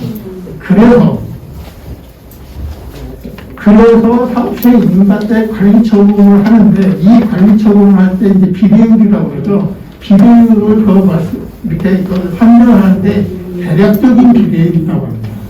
대략적인 비례율을 맞춰서 관리처분을 하고, 나중에 청산 때 다시 정확하게 플러스 마이너스 제로를 만들어서 그때 다시 부담금을 다시 내든지, 이익금이 있으면 다시 이익금을 정산을 하든지 그렇게 하는 겁니다. 그렇기 때문에 지금 상태에서 부담금이 어떻게 되느냐, 내 빌라가 하나 있으니까 아파트 하나 주면 아파트 6평짜리 준다라고 하면 어떡하실 건데요? 아파트 한 채라고 합니다. 그 말 자체가 여기에서 지금 물어보는 취지는 알겠는데, 빌라 한 채, 아파트 한 채, 단독주택 하나에 아파트 두 채, 이 말 자체가 성립이 안 되는 겁니다. 왜? 아무것도 결정이 안 돼 있거든요. 통상적으로 빌라 한 채, 아파트 34평짜리, 24평짜리 이렇게 다들 그 인식을 하고 계시는데 몇 평짜리 지어질지도 모르잖아요. 현실적으로. 그렇기 때문에 현재까지 사업시행 인가가 나와 관리처분이 되기 전까지는, 관리처분이 됐다 하더라도 대략적인 금액이 나중에 청산이 될 때까지는 정확하게 그 분담금이 얼마나 될지는 모르는 근데 공문서 받으러 다니면서 뭐 두 채 주니 세 채 주니 그렇게 떠들어대는 자, 그 부분에 대해서는 아까 말씀드린 대로 정말로 내가 가지고 있는 건물 규모가 크거나 할 때, 그랬을 때 두 채가 가능하다, 세 채가 가능하다라고 얘기를 하는 거지, 할 수 있다라고 하는 거지. 이게 아까 제가 말씀드렸잖아요. 법 테두리는 그렇게 돼 있는데 이게 두 채를 준다, 세 채를 준다. 지금 상태에서는 그 말 자체가 성립이 안 되죠. 지금 몇 세대를 지을지를 알고 있습니다. 성립이 안 되는데 왜 지금 그때에서 동의서를 받으러 다니는 거에 대해서 잘 관청에서 왜 아무것도 안 하나요? 감독을 해야 되는 거 아니에요? 왜냐면 비례율 126%다 황당한 얘기로 좀 현혹을 시키고 자, 있는데 지금 아까 좀 그런 거는 지금 말씀드렸잖아요. 지금 아까 지금 비례율이라고 하는 거는 아까 관리처분 때 그 계략적인 비례율이라고 제가 말씀드렸죠. 그거를 지금 그 동의서를 받을 때 지금 이 그 가로주택 사업에서 가장 그 중요한 그 일반 재개발 재건축하고 틀린 점이 틀린 점이 하나 있습니다. 일반 재개발 재건축에서는 기본계획 수립하는 제일 처음에 시작을 할 때 재개발 재건축 시작을 할 때 제일 먼저 시작하는 게 기본계획 수립을 하고요. 기본계획 수립하고 정비계획 수립을 하고 이제 재건축에서는 안전진단을 받습니다. 일반 재개발 재건축에서는. 그런데 가로주택 정비사업에서는 구도를 안 합니다. 삭제를 해놨습니다. 그래서 추진위원회도 없습니다. 일반 재개발에서는 그래서 그 동의서를 받을 때 거기에 일반 계략적인 비리를 이런 것도 다 미리 산정을 해가지고 가르쳐 드리는데 가로주택 사업은 그 부분이 다 생략이 되어 있습니다. 쉽게 얘기해서 기본계획 자체가 서울시에서 만들지도 않고요. 오로지 주민들 스스로가 만들어서 하게 되어 있습니다. 그렇기 때문에 그 주민들분들이 이거를 추진을 하는 데 있어서 이걸 정확하게 산정을 못하기 때문에 어떤 그 도움을 주시는 분들이 계략적인 비례율을 산정을 해서 선생님들한테 가르쳐주고 제기를 하는 겁니다. 그런 부분에 대해서 저희가 그 계략적인 비례율을 산정한 거에 대해서 이게 잘됐다 잘못됐다라고 저희가 말씀을 못 드리는 겁니다. 그 부분에 대해서는 좀 죄송스럽지만 선생님들이 그걸 판단을 하셔야지 관에서 제가 그렇다고 해서 이 가로주택 사업을 옹호하거나 비하하거나 하는 생각은 추호도 없습니다. 아니 그러니까 판단은 지금 팀장님 말씀하신 대로 판단은 그러면 우리가 해야 되는데 네. 빠지지 못하지 않습니까? 우리는 안 하겠다. 예를 들어서 예? 동의 자체도 주민들한테 했다고 그러는데 온 적이 없어요. 그리고 옆에서 있는 사람들한테 저 안쪽에 있는 사람들 두 채 세 채 준다니까 했다 하는 사람들이 많고. 잠깐 보고 제가 좀 부연수변을 드리도록 하겠습니다. 앞서 말씀드린 대로 두 채, 세 채의 부분은 제일 민감한 부분일 겁니다. 특히나 세 채라는 부분도 굉장히 민감한 부분일 거고, 제가 아까 설명을 드렸지만은 주택의 두 채 공급과 세 채 공급은 법률에서 엄격히 규정을 하고 있습니다. 앞서 설명드린 대로 현재 여러분들께서 살고 있는 주택의 전용 면적의 합계가 최소 120평방미터 이상이 되셔야만이 우리 아파트 통상적으로 25평이라고 하는 두 채를 공급을 받으실 수가 있고요. 180평방미터를 넘어서야만이 세 채를 공급받을 수 있는 권리가 부여가 됩니다. 다만 세 채를 받을 수 있는 권리가 부여된다고 해서 세 채를 공짜로 공급해드리지는 않습니다. 당연히 우리 아파트 가격을 계산을 해서 그분의 종전자산과 최저가의 차이는 분담을 하시거나 아니면 돈이 좀 많으시면 부담을 안 하실 수도 있겠죠. 다만 관리처분이라는 계획을 수립하지 않고서는 결국 여러분들의 권리가액이 정확하게 정해지지 않기 때문에 변제를 할 수 있습니다. 또 하나 앞서 설명드린 대로 종전자산 가치액이 워낙 높으신 분들이 있을 수 있습니다. 우리 동네 대로변이나 이런 데 큰 건물을 가지고 계신 분들이 있을 수 있겠죠. 이런 분들께서 우리 조합에서 공급하는 아파트 세 채 이상의 가격이 되면 당연히 그분은 부담 없이 세 채를 공급받을 수 있는 권리를 가지시게 되는 거죠. 그런데 이걸 세 채를 가질지 두 채를 가지고 돈을 더 받을지 아니면 한 채와 상가를 받을지 이거는 결국 누가 선택하시느냐. 우리 조합원님들께서 선택하시게 됩니다. 내가 두 채가 필요하다, 세 채가 필요하다, 아니면 나는 한 채에다가 나머지 청산금으로 받아서 노후의 생활을 하겠다, 아니면 아파트 하나와 상가를 공급받고 싶다라고 하는 것은 결국 여러분들의 분양 신청 결과에 따라서 조합에서 배정을 하게 될 겁니다. 네. 또 하나 더 예. 말씀하실 게 있나요? 조금 주제하고 이제 벗어나는 것 같아서. 네. 제 예민한 사항이라서 그런데요. 네. 아까 팀장님이 건축 심의가 나오기 전까지는 두 채일지 한 채일지 세 채일지 아무것도 모른다고 그랬어요. 그렇잖아요. 네. 그런데 동의서를 받을 때는 세 채인지 두 채인지 지금도 말씀하시는데 대표님이 120제곱미터 이상은 두 채가 가능할 것 같고 180제곱미터 이상은 세 채가 될 수도 있다. 분양권이 가능하다 이렇게 예, 말씀하셨어요. 그렇습니다. 근데 팀장님은 지금 건축 심의가 아, 그거는 제가 될 수가 없다고 지금- 그러는데 어떻게 그걸 가지고서 동의서를 받을 수 있느냐고요. 지금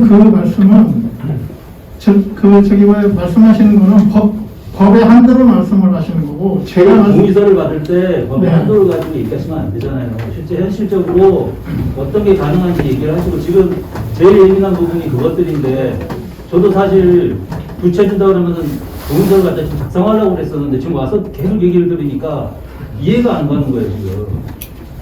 지금 잠깐만 다시 한번 그거는 동의서를 받고 계시는데 자, 동의서를 법적으로 가능하냐 안 하냐는 문제는 법적으로 가능합니다. 분명히 가능하고 다만 이제 우리 팀장님께서 말씀하신 것은 우리가 건축 심의를 거치지 않고서 아니 건축 심의도 아니겠죠. 일허가를 사업 건축 허가를 받지 않고서는 최종적으로 건설 세대수가 확정되지 않는다라는 기준이 있습니다.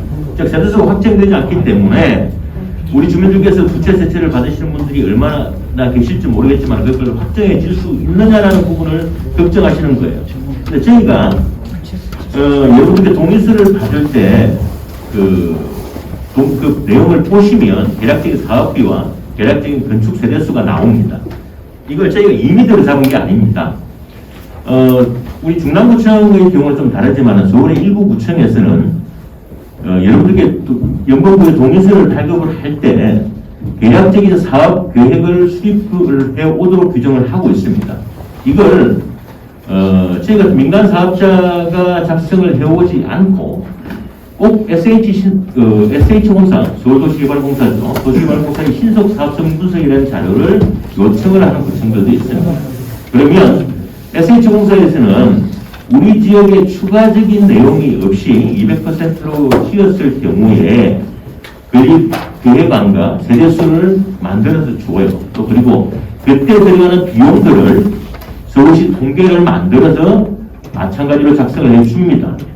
이 자료를 토대로 저희가 세대수를 계산한 겁니다. 또 하나 저희가 동의서를 받을 때 우리 지역의 단독주택의 숫자, 다세대 주택의 숫자, 그리고 빌라의 숫자, 다가구의 숫자를 대부분 다 확인을 합니다. 그래서 아예 이 동네에서 2주택, 3주택의 공급이 불가능하다고 하면 그런 말씀을 아예 드릴 수가 없죠. 다만 우리 주민들께서 대다수가 아주 큰 평형들을 원하셔서 물리적으로 공급을 못해줄 상황이 설계비가 있고요, 신축비가 있고, 그 다음에 여기 예시를 보면 네가 들어가고 싶은 아파트 얼마, 종전 가격이 예상 금액이 얼마, 당신이 분담해야 되는 금액이 얼마라는 명시하게 예시로 쓰게 되어 있습니다. 맞죠, 이게? 그런데 중앙구청에 연면을 신청할 때 그런 방이 하나도 없죠. 예.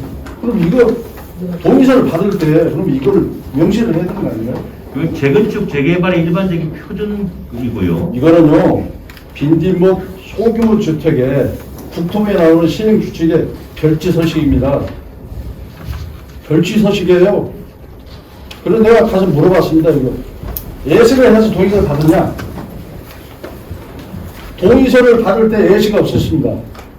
메모지에다 해서 준 거예요. 두 채, 세 채. 잘 얘기를 하시고요. 주민들한테 동의를 하시라고.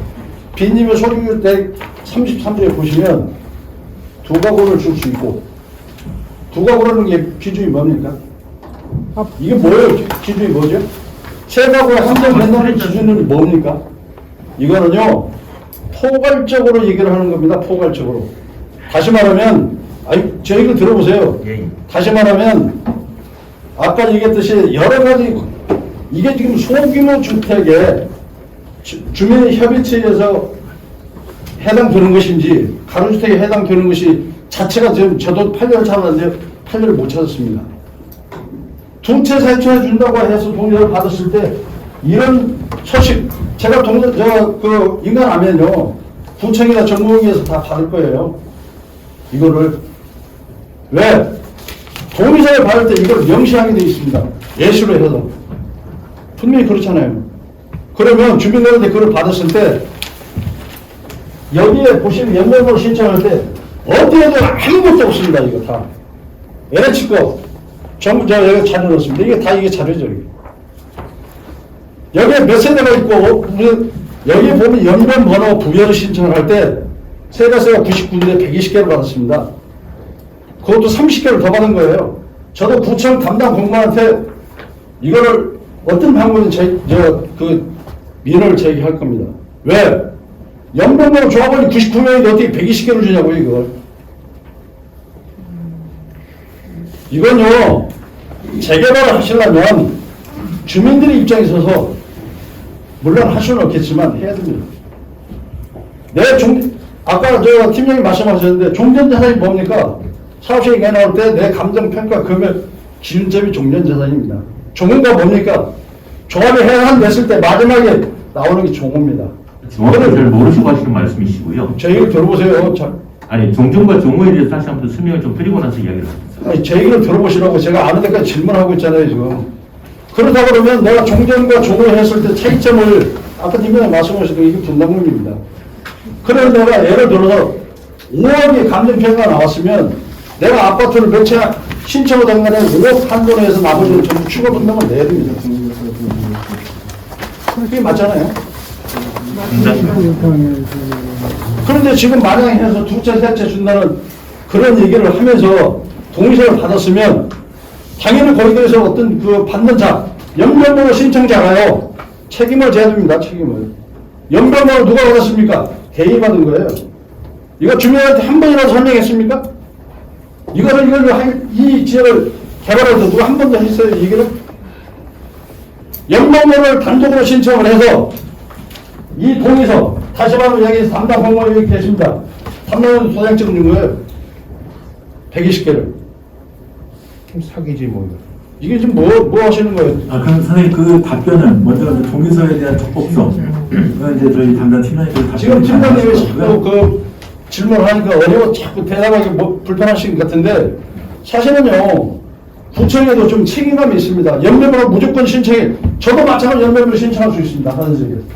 그렇다고 아무라도 신청했을 때 다 주면 거기에 반대하는 사람들은 또 반대하는 의견을 좀 드려야 될 입장도 있다고 나는 봅니다.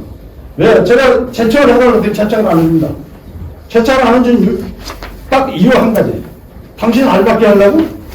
내가 언제 그 지역을 가로주택으로 넣어달라고 했습니다.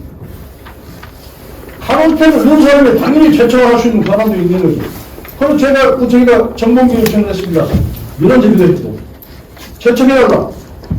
구청장이 저한테 민원 회신한 게 뭔지 압니까? 조합과 협의하세요. 연변보의 신청자하고.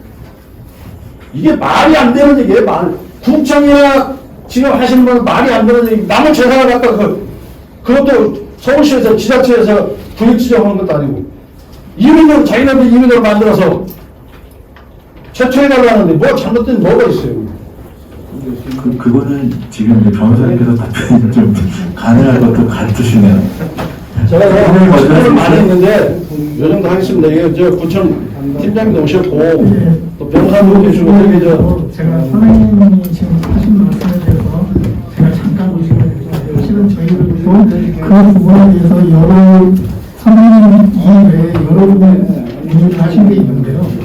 사실은 저희도 제일 고민스러운 부분입니다. 그래서 저희도 문의위원회 자체적으로 판단하는 것도 어렵고 해가지고 여기를 좀 물어봤는데요. 그 부분은 제철이 그럼 가능하느냐 한국에서는 법적으로 공공에서 떼어줘도 된다라고 답변하는 데가 한 군데도 없습니다. 그래서 저희도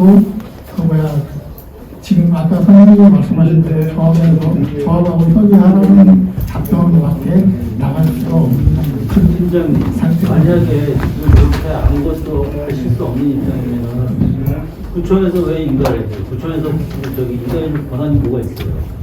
구청이랑 관청이 있는 거는 인가를 내주는 거는 그 관리하라는 입장에서 있는 거잖아요. 그렇잖아요. 저희도 나름대로 그런 부분이 있기 때문에 다른 건 얘기하실 필요 없고 두 가구, 세 가구 준다는 그 부분이 제일 예민한 거예요. 여기 지금 관리된 해당 지역에 있는 사람들은 전부 노인들이라고요. 그 부분에 대해서는 아까 제가 정확히 말씀을 드렸습니다. 말씀만 하시면 뭐예요? 그때 그 저기 의사 받을 때 그 부분에 대한 거 갖다가 관리처는 저희는 두 가구가 될지 세 가구가 될지 그 건강보험 얼마가 될지 그건 안 그런데 물어보죠. 왜 그걸 갖다 관리를 안 하죠? 아니요, 그거는 저기 아니 지금 아직 지금 그 사업적인 인가가 안 났어요. 어떤 지금 구역의 범위가 지금 확정되지도 않은 상태에서 지금 두 가구 세 가구 이건 지금 그거야 오늘이가 승용 참는 정도가 아니에요. 지금 아까 그거는 선생님 그거는요 팀장님이 얘기를 할 수 있는 상황 아니에요. 변호사님이 그 사례는 알고 계실 거예요. 그 동의서 중간에 분담금 예시가 들어가는 부분.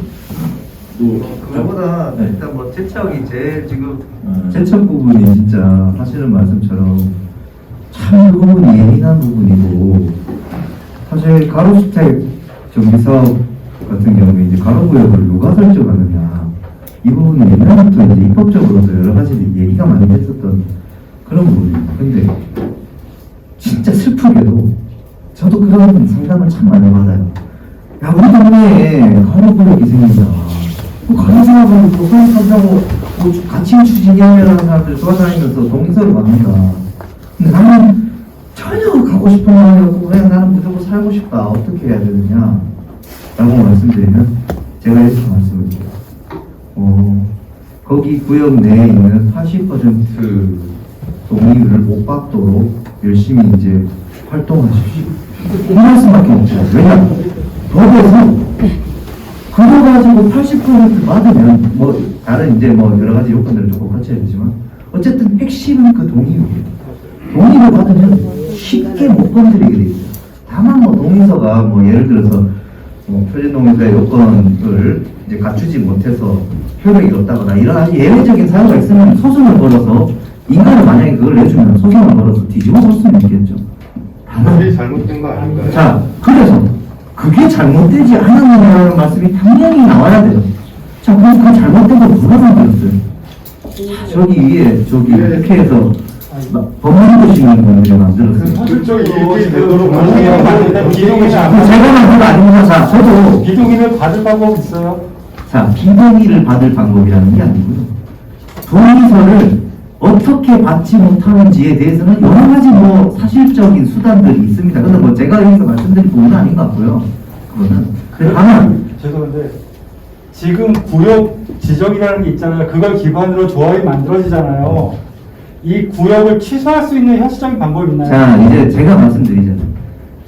재개발, 재건축의 최초의 아까 설명드린 내용이 그거예요. 구역 지정을 누가 하느냐. 그게 빈집, 그러니까 소규모와 이 일반적인 재개발, 재건축의 가장 큰 차이입니다. 이 정비구역 지정을 시가하고 부가하는 경우에는요, 그 시가하고 부가하는 과정에서 어느 정도 의견 절차의 반영이 법적으로 보장되어 있습니다. 자, 근데 가로주택은 그런 거 없어요. 구역은 주민들이 일단 먼저 등록하고 있어요. 그 주민들이 누군지 몰라요, 우리도. 일단 바로 주택 정비 구역 자체를 없앨 수 있잖아요. 하기 싫다. 아니 그 가로구역이라는 거는 요건만 만들면 그 가로구역이 가로구역 내에 있는 도로 안에 있는 것들은 가로구역이 되는 겁니다. 아직 지정이 그러니까 그 구역이 지정한다는 어떤 특별한 행정 처분이 없어요. 정비구역 지정은 정비구역 지정이나 행정 처분이 있습니다. 그런데 가로구역은 그냥 법률상 추상적으로 가로 안에 있는 구역이 가로구역이고 그 가로의 요건만 맞으면 그냥 가로구역이에요. 거기서 사업을 추진할지 말지는 주민들이 결정하는 겁니다. 아니 그러니까 그 비동의도 안 되고 거부도 안 되고 그 사람들 계속 그 동의 받으러 올 때까지마다 계속 시달려야 되는 거예요. 기간도 없고 뭐 그거는 법적으로 그냥 부정상관은 없어요. 가능하다 그런 것도 없고요. 네, 저는 20년 계속 시달리는 거예요. 시달린다라는 표현이 어떤 건지 잘 모르겠는데 이제 뭐 내일 처음에 눌러서 동의서 받으러 와요. 예, 동의서를 받으러 오는 그런 부분들이 뭐 시달리는데 누가 남의 집 이제 초인종을 눌러가지고 오면은 뭐 동의서를 받으러 오는 사람이 받을 때까지 온다니까. 그러니까 그건 이제 제가 말씀드릴 수 있는 부분은 아니고 그거를 그러니까요. 인간적으로 뭐 법적으로 거부할 수 있는 방법은 사실상 뭐